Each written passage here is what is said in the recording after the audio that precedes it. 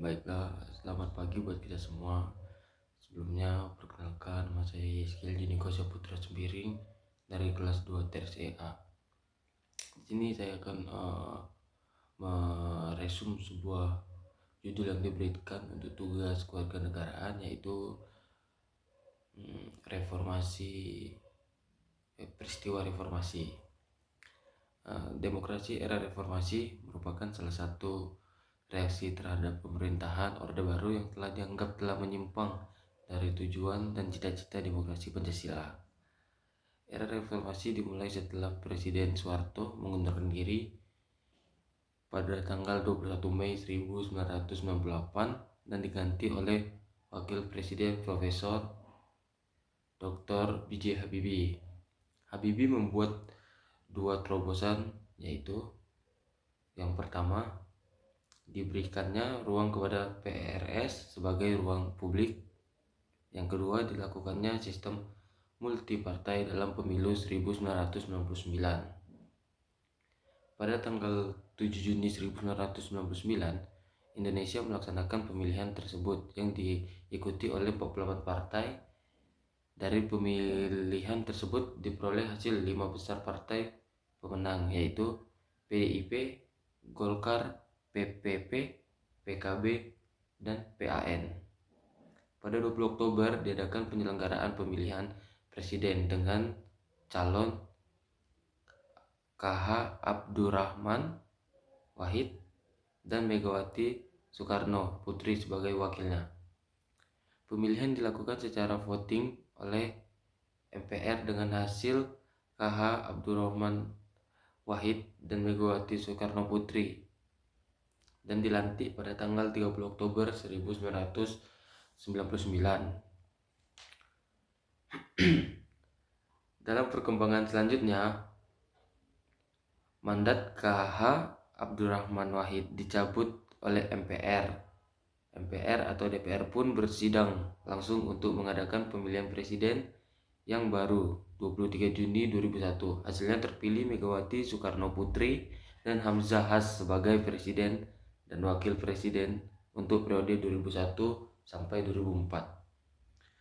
Pada tahun 2004, bangsa Indonesia melaksanakan pemilihan secara langsung yang diikuti 24 partai dan dilakukan dalam 3 tahap. Pada tahap pertama dilakukan pada 5 April 2004 yang dilaksanakan pemilihan anggota DPR, DPRD provinsi, DPRD, dan DPR. Yang kedua, pada 5 Juli 2004 dilakukan pemilihan presiden dan wakil presiden tahap 1. Dan pada yang ketiga, pada 20 September 2004 pemilihan presiden dan wakil presiden pada tahap yang kedua.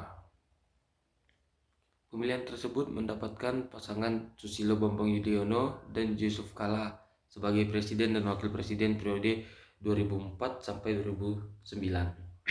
Pada tahun 2009 dilakukan pemilu dengan sistem yang sama, terpilih Susilo Bambang Yudhoyono dan Budiono sebagai presiden dan wakil presiden periode 2009 sampai 2014. Dari hasil ini terdapat kelebihan dan kekurangan. Pada kelebihan, pada masa era reformasi, Presiden Habibie memiliki peran yang sangat besar yang diawali dengan merencanakan pemilihan umum yang langsung, bebas, rahasia, jujur, dan adil. Namun, dari kelebihan tadi dia memiliki kekurangan, yaitu terjadinya krisis ekonomi pada tahun 1998 yang merupakan salah satu kelemahan era reformasi. Krisis ekonomi yang pada awalnya dimulai dari krisis moneter yang terjadi di Thailand. Dari hasil yang tadi terdapat kesimpulan yang dapat kita simpulkan, yaitu pada masa era reformasi orang bebas mengemukakan pendapatnya.